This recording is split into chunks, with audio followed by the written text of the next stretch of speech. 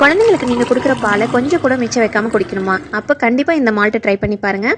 1/4 kilo apple, 1/4 kilo carrot, 1/4 kilo beetroot இது எல்லாத்தையும் தோல் நீக்கிட்டு நல்லா துருகி மிக்ஸி ஜாரில் போட்டு நல்லா பேஸ்ட்டாக அரைச்சி எடுத்துக்கோங்க. தேவைப்பட்ட கொஞ்சமாக தண்ணி ஆட் பண்ணிக்கோங்க. 10 பாதாம், 10 முந்திரி, நீங்கள் பிஸ்தா கூட ஆட் பண்ணிக்கலாம். ஒரு ஏலக்காய், இது எல்லாத்தையும் நல்லா வறுத்துட்டு பவுடராக அரைச்சி எடுத்துக்கோங்க. அதே கடாயில் அரைச்சி வச்சுருக்க ஏபிசி பேஸ்ட் ஆட் பண்ணிக்கோங்க.